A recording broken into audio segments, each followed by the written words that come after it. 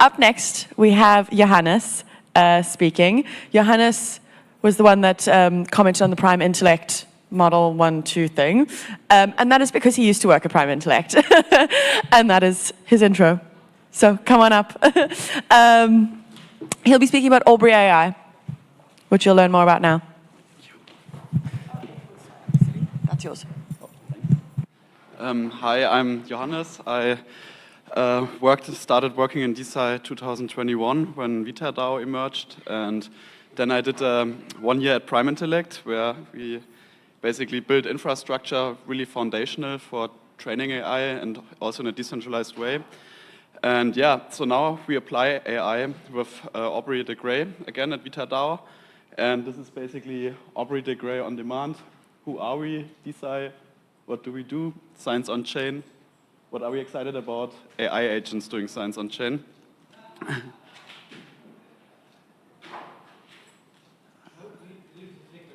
Okay.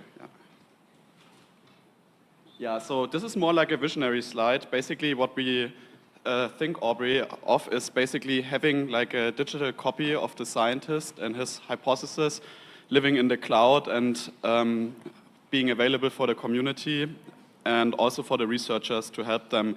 And the real advantage of this is that you cut out like a base model. When you simply go to O3 and ask it a question, it will always generalize because it's trained on all the theories and also the anti-theories.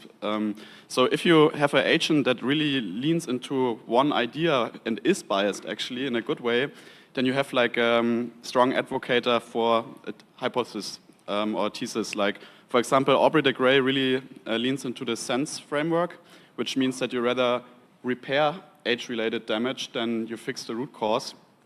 And he got criticized a lot, but also people tried to disprove him, and they couldn't. Like, there was a big prize, I think $30,000 or $50,000, and his critics tried to come up with theses against it, and they couldn't. So so you can also train the agent on the reasoning, and you can provide it a lot of material that it can only, like, data that only the agent has access to, and the bigger models are not trained on. And we're also doing this with the LEV team, where Aubrey plans another study, and so we have like real scientists helping the development, and our goal was to ship something very early for them to play around with and get early feedback.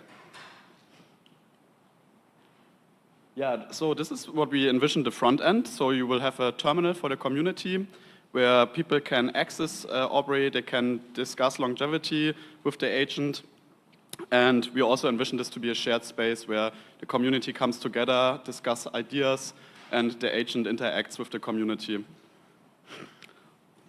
Also, obviously, we need a private mode, so you don't want everything, like if you have sensitive ideas or you want to plan something in private, you need to be able to have a private conversation with the agent. Yeah, one very interesting tool we want the agent to be able to access are knowledge graphs.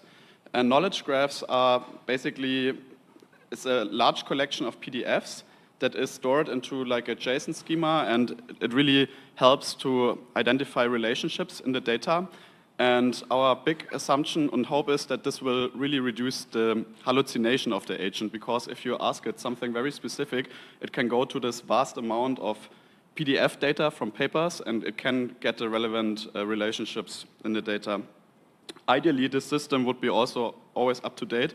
And with knowledge graphs I think like there's a lot of interest recently in knowledge graphs, but there's not really the UI right now where people easily go to and use these. Like, and we assume that like when you can access the knowledge graph through an agent, then that could be a really powerful tool to get better answers and also create hypotheses. Also, another thing we're really excited about, specifically also at Bio, is Future House agents and other AI agents. And so basically, the Future House agent tool suite, they have 4 agents. One is a crow search that is a really like you get a fast answer based on scientific papers, and it cites them, and basically it has access to the databases where the research is stored, and you give it a question, and it will come up with like a scientifically correct answer, also including the sources. It has also other tools, like you can ask it for an idea if someone has done that before, so you quickly say, hey, has anyone tried XYZ before? And it will look up the latest research, and it will give you an answer to that. And they're building also a lot of stuff at the moment, so this might be not the end agent from Future House. They recently released something called Robin that was able to do an end-to-end experiment. And they claim that it already is generating new science, kind of, and yeah, also achieving really good benchmarks. And the idea is actually that we're not competing with them with Aubrey, rather we integrate other agents and letting agents communicate. So you don't want to compete and say we build that functionality ourselves, rather you enable Aubrey AI to reason, and if it thinks that would be a useful task for Future House, it calls that agent, kicks off a task, and then comes back with the results. Already tested that, not live yet, but it's also a bit hard because their API just got released and we need to reverse engineer how they did it, but it's kind of working already. Yeah, so a bit of timeline. So basically at the Token 2049 conference in Dubai, late April, we had a proof of concept. We had Aubrey live in the cloud, so LEV could test it. Other people could test it in the Discord. They had a lot of feedback, and this was really helpful for us. In the next cycle, so until today, we implemented that feedback specifically around like, hey, Aubrey should have a British tone like the real Aubrey. It should use Cambridge English and feedback like that, but also obviously, hey, this is factual wrong. And Caitlin, she's the scientific director of LEV Foundation. She queried it a lot, and actually, yeah? 5 minutes, okay. So she's designing a new study, the RMR2 study, and she used Aubrey to help her designing that study, and she asked it. But that's on the next slide. But basically, this feedback is really helpful to create something useful that scientists will use, hopefully. And also the bio-AI team leaned in, and a lot of the things I presented, for example, Future House or the knowledge graphs, are ideas coming from the bio-AI team, and yeah, we're developing this together. So end of July, we hope we can launch a beta with 100 longevity enthusiasts. They're all testing the terminal and generating ideas and discussing ideas. And also we hope we have the knowledge graph integration live. So that would be the goal for end of July, to really get more feedback from people that are in the niche of longevity. Oh, there was one more slide. Yeah, that was basically, so what I wanted to say is that the research team from LEV is already testing it. There was one slide where you could see the Discord chat.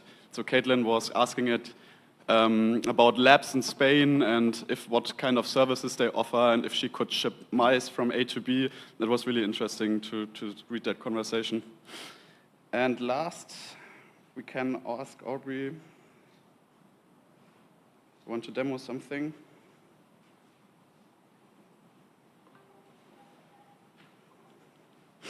Hey Aubrey, can you please tell a joke to the DeSci crowd at DeSci Berlin?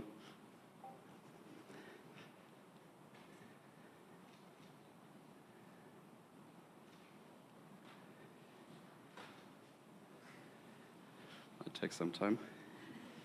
Yeah.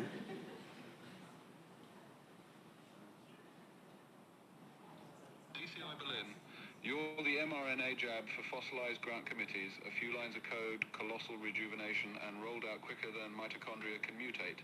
Keep injecting that energy, and we'll be clinking steins at your 150th demo day. Yeah, that's it. Thank you, guys.